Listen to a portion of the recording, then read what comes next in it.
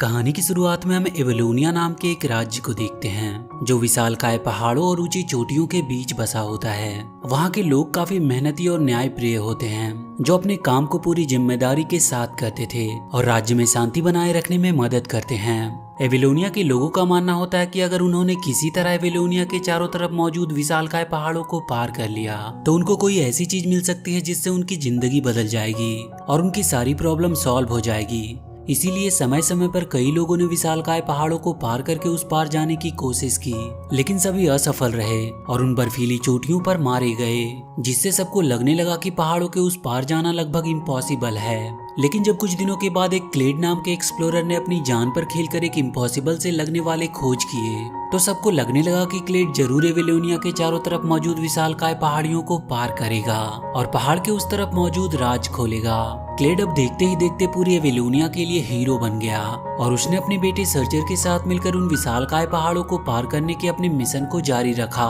हालांकि सर्चर अपने dad clade की तरह एक एक्सप्लोरर नहीं बनना चाहता था, लेकिन अपने डैड की जिद की वजह से उसे भी एक एक्सप्लोरर बनना पड़ा और क्लेड ने सर्चर को वो सारी चीजें सिखाई जो एक एक्सप्लोरर को आनी चाहिए। अगले सीन में हम क्लेड को देखते हैं जो सर्चर और अपने बाकी टीम मेंबर के साथ एक बर्फीली गुफा के पास खड़े होते हैं, जहां पर उन्हें गुफा के अंदर से होते हुए उस पार जाना था। लेकिन वहां पर जब एक टीम मेंबर गुफा के अंदर जाकर बाकी लोगों को अंदर आने के लिए कहता है तो उसकी आवाज की वाइब्रेशन की वजह से गुफा के ऊपर से एक नुकीली चट्टान उस एक्सप्लोरर के पास गिरती है, जिसे देखकर सर्चर और बाकी के लोग पूरी तरह से डर जाते हैं क्योंकि उनको लगता है कि उनका टीम मेंबर मारा गया।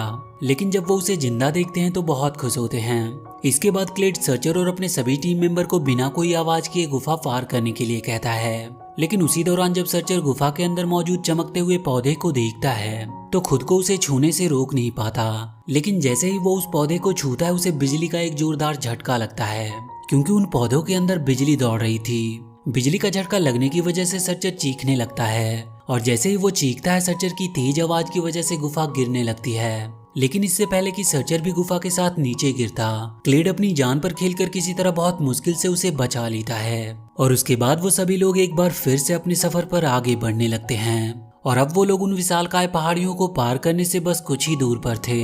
लेकिन यहाँ पर सर्चर अपने डैड के साथ आगे बढ़ने से मना करता है और उन्हें वो इलेक्ट्रिक वाला पौधा दिखाते हुए कहता है कि अगर हम इस पौधे को अपने राज्य में ले गए तो हो सकता है कि इसके इस्तेमाल से हमारी सारी प्रॉब्लम सॉल्व हो जाए। उसकी बात सुनकर क्लेड उसे समझाता है कि हम कोई माली नहीं हैं जो इस पौधे को लेकर वापस चले जाएंगे और इस पौधे की खेती करेंगे। हम एक्सप्लोरर हैं और एविलोनिया का भविष्य पहाड़ियों के उस पार है, न कि इस बेकार से पौधे में। अपने डैड की बात सुनकर सर्चर उनसे कहता है कि आप आगे बढ़ने से पहले अपने टीम मेंबर से पूछ लीजिए कि वो क्या चाहते हैं। और जब क्लेड अपने टीम मेंबर से पूछता है तो उसे पता चलता है कि वो लोग भी उस पौधे को लेकर वापस एविलोनिया जाना चाहते हैं। ये सुनकर क्लेड बहुत दुखी होता है और सर्चर को वापस जाने का मैप देकर अकेले ही पहाड़ी को पार करके उस पार जाने के लिए निकल पड़ता है। हालांकि सर्चर अपने डैड को रोकने की पूरी कोशिश करता है, लेकिन इसका कोई फायदा नहीं होता। अगले सीन में हम 25 साल के बाद का समय देखते हैं, जहाँ पर अब सर्चर उस इलेक्ट्रिसिटी प्रोड्यूस करने वाले पौधे की खेती करता है और उसने उन पौधों का नाम पांडो दिया था। अब तक सर्चर ने शादी भी कर ली थी और इथन नाम का उसका एक बेटा भी था जिसके साथ वो मस्ती करता है और पांडो की खेती करता है। एक दिन जब सर्चर अपनी फैमिली के साथ खेत में काम कर रहा होता है कि तभी वहाँ पर इथन के दोस्त आते हैं जो उसे बताते हैं कि उसने खुद के लिए और इथन के लिए एक सरप्राइज कार्ड खरीदा है। और जब इथन उस कार्ड को खोलता है तो उसमें एक फार्मर का साइन था, जिसे देखकर वो बहुत दुखी होता है क्योंकि वो हमेशा से अपने ग्रैंडफादर की तरह एक एक्सप्लोरर बनना चाहता था, न कि एक फार्मर। अब इथन अपने दोस्तों के साथ वहाँ पर मस्ती कर ही रहा होता है कि तभी वहाँ पर उसके डैड सर्चर आ जाते हैं जो इथन के दोस्तों से बात करने लगते हैं। लेकिन ये बात इथन को बिल्कुल भी पसंद नहीं आती और वो अपने डैड को लेकर वहाँ से निकल जाता है। अगले सीन में हम इथन और सर्चर को शहर में पांडो के फलों का सप्लाई करते हुए देखते हैं क्योंकि पूरे शहर को इलेक्ट्रिसिटी पांडो के फलों की वजह से ही मिलती थी। और शहर में सर्चर और उसके डैड क्लेड का एक स्टैचू भी लगा होता है क्योंकि अगर सर्चर ने अपने साथ उन पांडो के पेड़ों को नहीं लाया होता तो वहाँ के लोगों को कभी भी इलेक्ट्रिसिटी के बारे में पता नहीं चलता और ना ही कभी एविलोनिया इतनी तरक्की कर पाता। सर्चर को डर होता है कि कहीं इथन भी उसकी डैड की तरह एक एक्सप्लोरर ना बन जाए और उनकी तरह वो भी उसे छोड़कर ना चला जाए। इसीलिए वो हर समय इथन को अपने डैड के बारे में बुरी बातें ही बताता था ताकि इथन कभी भी अपने ग्रैंडफादर की तरह एक एक्सप्लोरर ना बने। एक रात जब सर्चर अपनी वाइफ और इथन के साथ खाना बनाते हुए सेलिब्रेट कर रहा था कि तभी अचानक से उनका घर हिलने लगता है और जब ये बाहर आकर देखते हैं तो वहाँ पर एक विशालकाय शिप खड़ी होती है, जिसमें से क्लेड के एक्सप्लोरर टीम की एक मेंबर केलिस्ट बाहर निकलती है, जो सर्चर और उसकी फैमिली से मिलकर बहुत खुश होती है। इसके बाद वो सर्चर को पांडों के कुछ और फल दिखाती है जो पूरी तरह से बेकार हो गए थे, और वो सर्चर को बताती है कि पश्चिम से ये रोग बड़े ही तेजी से पांडों के फलों में फैल रहा है, और अगर हमने कुछ नहीं किया तो जल्दी तुम्हारा फार्म भी इस रोग की चपेट में होगा। पहले तो सर्चर केलिस्ट के साथ जाने से साफ साफ मना कर देता है, लेकिन जब उसे पता चलता है कि जल्दी उसके फार्म के पांडव भी रोग की वजह से खत्म होने वाले हैं, तो वो केलिस्ट के साथ जाने के लिए राजी हो जाता है। सर्चर की बात सुनकर ईथन बहुत खुश होता है, क्योंकि वो भी सर्चर के साथ जाना चाहता था और अपने एक्सप्लोरर बनने के सपनों को पूरा करना चाहता था। लेकिन सर्चर ईथन को अपने साथ ले जाने से साफ साफ मना कर देता है, क्योंकि इस काम में काफी ज्यादा खतरा था। इस बात पर गुस्सा होकर ईथन वहाँ से अपने कमरे में चला जाता है। अब सर्चर अपना ट्रेकिंग का सामान लेकर केलिस्ट के साथ वहाँ से निकल जाता है, और जल्द ही वो लोग उस जगह पर पहुंच जाते हैं जहां पर इन्हें सबसे पहले पांडव के पौधों में फैलने वाला रोग मिला था। केलिस्ट सबको बताती है कि कुछ दिनों पहले इस रोग के बारे में उन्हें पता चला था, और उनका मानना था कि ये रोग जमीन के अंदर मौजूद कोई जीव है जो पांडव के पौधों से इलेक्ट्रिसिटी एब्जॉर्ब कर रहा है। इसीलिए कैप्टन पूलक ने अपने कुछ साथियों के साथ यहाँ पर खुदाई करना स्टार्ट किया, लेकिन अचानक से ये जगह धंस गई और कैप्टन पूलक अपने साथियों के साथ ही हमेशा के लिए कहीं गायब हो गए। सर्चर केलिस्ट की बात सुनकर पूरी तरह से हैरान होता है, और इसके बाद वो लोग अपनी विशालकाय शिप की मदद से उस गड्ढे के अंदर जाना स्टार्ट कर देते हैं, जो कैप्टन पूलक के खुदाई करने के दौरान अचानक से बन गया था। अंदर जाने पर ये देखते हैं कि पांडव की जड़ें नीचे तक गई होती है और उनमें से लगातार इलेक्ट्रिसिटी ऊपर जा रही होती है। सर्चर ये सब देखकर पूरी तरह से हैरान होता है कि तभी वहाँ पर उसकी वाइफ यानी कि मैरी आ जाती है, जो सर्चर को बताती है कि ईथन भी चुपके से शिप में छुपकर उसके साथ यहाँ पर आ गया है। और जब सर्चर ईथन को अपने डॉग के साथ शिप में देखता है तो बहुत गुस्सा होता है, लेकिन इससे पहले कि वो आगे कुछ बात करते, वहाँ पर अजीब से दिखने वाले बर्ड्स आ जाते हैं, जो आते ही इनके ऊपर हमला करना स्टार्ट कर देते हैं और शिप के पायलट को वो मार गिराते हैं, जिसके बाद शिप आउट ऑफ कंट्रोल होकर नीचे की तरफ जाने लगती है। लेकिन इससे पहले कि शिप दीवार से टकराती, मैरी किसी तरह शिप के अंदर आकर शिप को कंट्रोल करने लगती है और उन अजीब से दिखने वाले बर्ड से बचते हुए आगे बढ़ने लगती है। लेकिन अगले ही पल इनके सामने ऑरेंज कलर की एक दीवार आ जाती है और ये लोग अपनी शिप के साथ दीवार के उस पार निकल जाते हैं। लेकिन इसी दौरान सर्चर अपने डॉग के साथ शिप से नीचे गिर जाता है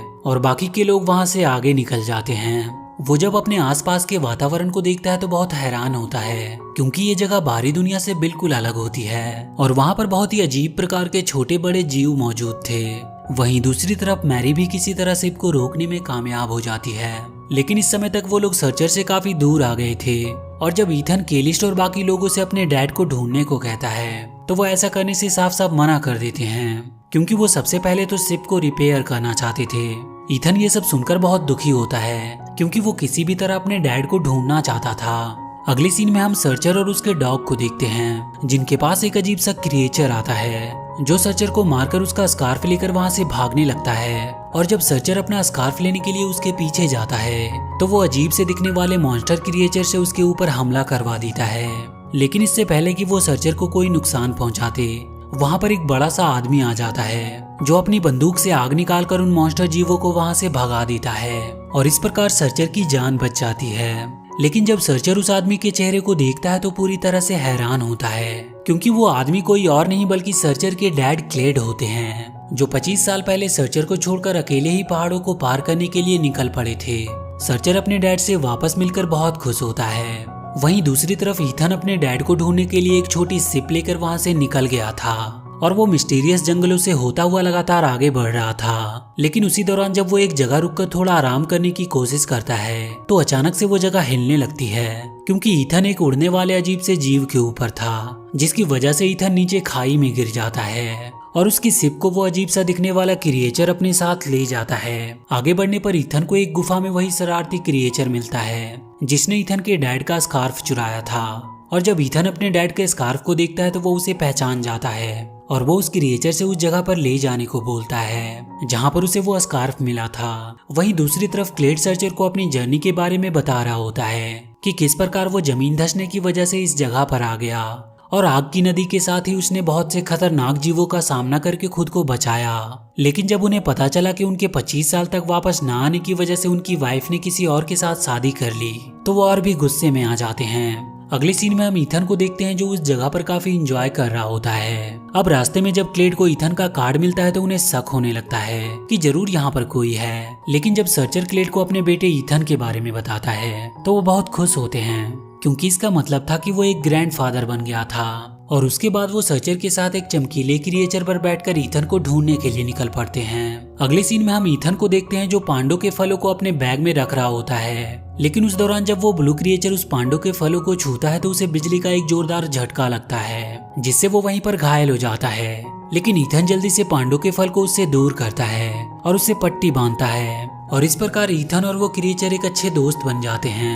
ईथन उस क्रिएचर का नाम जेरी रखता है। लेकिन अगले ही पल वहाँ पर बहुत बड़े बड़े क्रिएचर आ जाते हैं जो ईथन को मारने के लिए उसकी तरफ बढ़ने लगते हैं। लेकिन इससे पहले कि वो ईथन को कोई नुकसान पहुंचाते, वहाँ पर क्लेड आ जाता है जो अपनी गन से आग निकालकर उन जीवों को वहाँ से भगाने की कोशिश करने लगता है। लेकिन उन जायंट क्रिएचर के नंबर बहुत ज्यादा थे, जिसकी वजह से वो ईथन और सर्चर के साथ उड़ने वाले जीवों के ऊपर बैठकर वहाँ से भागने लगता है। जिसके बाद जायंट क्रिएचर भी उड़ने वाले जीवों की मदद से उनका पीछा करते हैं। क्लेड किसी तरह बहुत मुश्किल से ईथन और सर्चर को लेकर जायंट क्रिएचर से बचते हुए आगे बढ़ रहे थे, और अगले ही पल वहाँ पर मैरी भी अपने शिप से आ जाती है। जिसके बाद ये लोग मैरी के साथ शिप में बैठकर वहाँ से निकल जाते हैं। लेकिन इसका कोई भी फायदा नहीं होता, क्योंकि आगे से भी बहुत सारे जायंट क्रिएचर इनकी तरफ आ रहे थे, जिसकी वजह से वो लोग चारों तरफ से जायंट क्रिएचर से घिर जाते हैं। अब इससे पहले कि वो जायंट क्रिएचर इन्हें मारते, ईथन पांडो के फलों को उनके ऊपर फेंक देता है, जिससे उनको बिजली का एक जोरदार झटका लगता है और वो पीछे हट जाते हैं।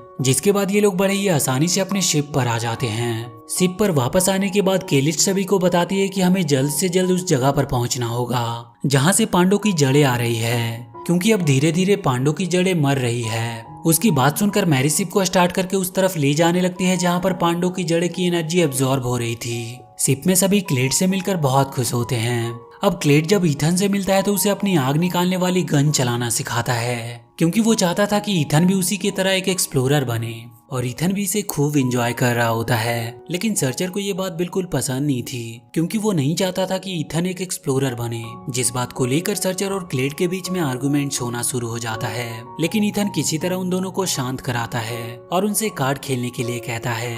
लेकिन कार्ड खेलने के दौरान भी सर्चर और क्लेड इस बात पर बहस करने लगते हैं कि एक किसान बढ़िया है या फिर एक एक्सप्लोरर। ईथन ये बात सुनकर गुस्से में वहाँ से चला जाता है, और अब ये लोग एक एसिड की नदी के पास पहुंच जाते हैं, जिसके उस पार जाना लगभग इम्पॉसिबल था, क्योंकि अगर गलती से एसिड इनके शिप के ऊपर आ गया तो इनकी पूरी शिप डिस्ट्रॉय हो जाएगी और सभी लोग मारे जाएंगे।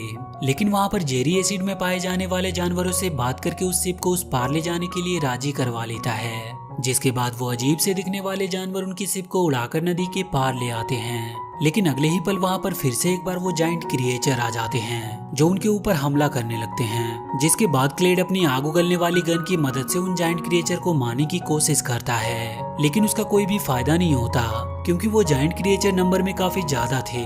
लेकिन अब वहाँ पर सर्चर भी ढेर सारे पांडो के फल को लेकर वहाँ पर आता है, जिसके बाद सभी उन फलों से जायंट क्रिएचर के ऊपर हमला करने लगते हैं, जिससे उनको बिजली का जोरदार झटका लगता है और वो वहाँ से भागने लगते हैं। यहाँ पर क्लेड सर्चर को पांडो के फलों को थ्रो करना सिखाता है, जिससे क्लेड और सर्चर के बीच की दूरियां थोड़ी खत्म हो जाती है, और जायंट क्रिएचर के वहाँ से जाने के बाद वो लोग साथ में कोल्ड ड्रिंक पीते हैं। और क्लेड सर्चर को बताता है कि किस प्रकार उन्होंने अपनी लाइफ के 25 साल अपनी फैमिली से दूर रहकर बिताए, और उसने अपनी लाइफ में ऊंचे पहाड़ों को पार करने के अलावा किसी भी चीज को इम्पोर्टेंस नहीं दी, यहाँ तक कि अपनी फैमिली को भी नहीं, जिस बात का दुख उसे हमेशा रहेगा। अपने डैड की बातें सुनकर सर्चर थोड़ा इमोशनल हो जाता है। अगले सीन में हम मैरी को देखते हैं जो शिप को उड़ा रही होती है, और अब वो लोग एक ऐसी जगह पर होते हैं जिसका उन्होंने कभी कल्पना भी नहीं किया होगा। ये जगह काफी ज्यादा मिस्टीरियस होती है। यहाँ पर मैरी ईथन को कुछ समय के लिए शिप को उड़ाने के लिए देती है, जिससे ईथन बहुत खुश होता है। लेकिन अगले ही पल वो शिप को एक चलती हुई बड़ी सी दीवार से टकराने वाला होता है कि तभी मैरी शिप को कंट्रोल करके टक्कर होने से रोक लेती है।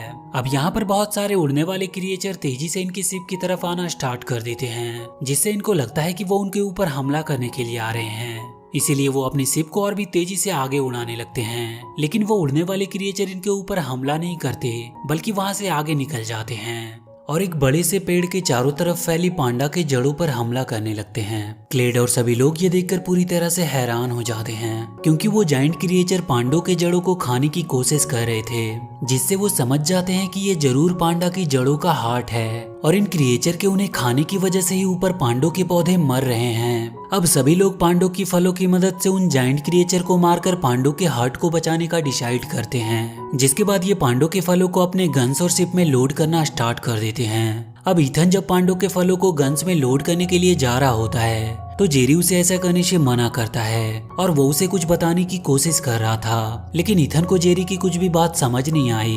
कुछ देर के बाद सर्चर ईथन के पास आता है और उसे पांडों के जड़ों को खा रहे क्रिएचर को मारने को कहता है, लेकिन ईथन ऐसा करने से साफ साफ मना कर देता है क्योंकि वो किसी भी जानवर का जान नहीं लेना चाहता था। ईथन की बात सुनकर सर्चर उसे समझाता है कि हम एक किसान हैं और तुम इसे जानवरों को मारना ना समझकर खेत को बर्बाद कर रहे कीटों को मारना समझो, और कीटों को मारने में कोई बुराई नहीं। अपने डैड की बात सुनकर वो उन्हें बताता है कि मैं आपकी तरह एक किसान नहीं बल्कि एक एक्सप्लोरर बनना चाहता हूँ। तभी वहाँ पर क्लेड भी आ जाता है और सर्चर को लगता है कि क्लेड ने ही ईथन को अपनी तरह एक एक्सप्लोरर बनाने के लिए उसका ब्रेन वॉश किया है, जिस बात पर क्लेड और सर्चर के बीच में बहस होना शुरू हो जाता है। लेकिन ईथन को ये बात बिल्कुल भी पसंद नहीं आती और वो उड़ते हुए क्रिएचर पर कूदकर वहां से जाने लगता है। ईथन को जाता देखकर सर्चर अपनी छोटी शिप लेकर उसे रोकने की बहुत कोशिश करता है, लेकिन उसी दौरान वो दोनों जमीन के अंदर से बाहर पहाड़ी की दूसरी तरफ आ जाते हैं जहाँ पर चारों तरफ सिर्फ पानी ही पानी होता है। वहाँ पर वो देखते हैं कि पहाड़ी के बीच में एक बड़ी सी आंख होती है, मतलब वो जिसे अब तक पहाड़ी समझते आ रहे थे वो कोई पहाड़ी नहीं बल्कि एक विशालकाय जानवर होता है। और अब ये लोग उसी विशालकाय जानवर के अंदर थे और जिस नदी को ये एसिड की नदी समझ रहे थे वो इस जानवर का पेट था, और वो सभी अजीबोगरीब क्रिएचर इसी जानवर के प्रतिरक्षा तंत्र के हिस्सा थे। अब इन्हें सारी बात समझ में आ जाती है कि जिसे ये पांडों का हार्ट समझ रहे थे वो पांडों का हार्ट नहीं बल्कि इसी जाइंट क्रिएचर का दिल होता है, और पांडों की जड़ें धीरे धीरे इस जाइंट क्रिएचर को मार रही है, और इसीलिए इस जानवर के प्रतिरक्षा तंत्र के रूप में मौजूद जानवर पांडों की जड़ों को काटकर इस जानवर को बचाने की कोशिश कर रहे हैं। इसके बाद ईथन और सर्चर वापस से अपने शिप में आ जाते हैं और सभी को बताते हैं कि इस समय हम एक जाइंट क्रिएचर के अंदर हैं और हमें इन जानवरों को नहीं बल्कि पांडों को जड़ों को खत्म करना है ताकि इस जानवर को मरने से बचाया जा सके। लेकिन किसी को भी उनकी बातों पर विश्वास नहीं होता और केलिस्ट सर्चर के साथ ही उसकी पूरी फैमिली को एक कमरे में बंद कर देती है और अपनी टीम के साथ पांडों के फलों की मदद से जानवरों को मारना जारी रखती है। वहीं क्लेड एक छोटी शिप में बैठकर पहाड़ी के उस पार जाने के लिए निकल पड़ता है। इधर सर्चर किसी तरह जेरी और अपने डॉग की मदद से कमरे से बाहर आने में कामयाब हो जाता है, जिसके बाद वो और ईथन एक उड़ने वाले क्रिएचर पर बैठकर पांडा के जड़ों को नष्ट करने के लिए निकल पड़ते हैं और मैरी शिप को अपने कंट्रोल में लेने की कोशिश करती है। ईथन और सर्चर को उड़कर जाते हुए देखकर केलिस्ट उन्हें रोकने की पूरी कोशिश करती है, लेकिन वो ऐसा कर नहीं पाती क्योंकि अब उस शिप को मैरी कंट्रोल कर रही थी। वहीं क्लेड को भी अब ये समझ में आ जाता है कि पहाड़ी के उस पार जाने से ज्यादा इम्पोर्टेंट उसकी फैमिली है, इसीलिए वो वापस से ईथन और सर्चर की मदद करने के लिए निकल पड़ता है। अब सर्चर और ईथन उस बड़े से हाट पर पहुंच जाते हैं और सर्चर पांडों के जड़ों को उखाड़ने की कोशिश करने लगता है, लेकिन ऐसा करने में उसे काफी मुश्किल हो रही थी क्योंकि पांडों के जड़ों के अंदर इलेक्ट्रिसिटी होती है। तभी ईथन सभी जानवरों को अपने पीछे लाने की कोशिश करता है और सर्चर लगातार पांडों की जड़ों को खोदने की कोशिश कर रहा था, और तब तक वहां पर क्लेड भी आ गया था, जिसके बाद वो दोनों मिलकर किसी तरह बहुत मुश्किल से पांडों की जड़ों को खोदने में कामयाब हो जाते हैं। और ईथन के पीछे आ रहे वो सभी क्रिएचर मिलकर पांडों के जड़ों को अंदर से खाना स्टार्ट कर देते हैं, जिससे देखते ही देखते हार्ट पर मौजूद पांडों की सभी जड़ें डिस्ट्रॉय हो जाती है। जिसके बाद वहां पर सेल को रिपेयर करने वाले क्रिएचर आ जाते हैं जो वहां पर आकर हार्ट के डेड सेल को रिपेयर कर देते हैं और उस क्रिएचर का हार्ट एक बार फिर से धड़कने लगता है, जिसे देखकर सभी लोग बहुत खुश होते हैं और उस जाइंट क्रिएचर के प्रति रक्षा तंत्र के रूप में मौजूद क्रिएचर भी बहुत ज्यादा खुश होते हैं। अब तक केलिस्ट को भी समझ में आ गया था कि वो उन क्रिएचर को मारकर गलती कर रहे थे। इसके बाद वो सभी लोग अपने शिप में बैठकर जेरी से विदा लेकर जाइंट क्रिएचर के अंदर से बाहर आ जाते हैं और वो उस जाइंट क्रिएचर की बड़ी सी आंख को देखकर बहुत हैरान होते हैं। अब क्लेड का पहाड़ी के उस पार जाने का सपना भी पूरा हो जाता है और वो अपनी फैमिली के साथ बहुत खुश था। अगले सीन में हम ईथन को इस जाइंट क्रिएचर के अंदर जेरी के साथ देखते हैं जो जेरी के साथ मिलकर खूब मस्ती कर रहा था। वहीं सर्चर अब अपने डैड क्लेड के साथ मिलकर खेती करता है और इसी के साथ ये मूवी यहीं पर खत्म हो जाती है। मूवी के एंडिंग में हमें उस जाइंट क्रिएचर को दिखाया जाता है। वो क्रिएचर एक बहुत बड़ा सा टर्टल होता है जिसके ऊपर विशालकाय पहाड़ियां मौजूद होती है और उन्हीं पहाड़ियों के बीच में एवेलोनिया राज्य होता है। तो वीडियो अगर अच्छी लगी हो तो please do like and share the video and please subscribe to my channel and press that bell icon.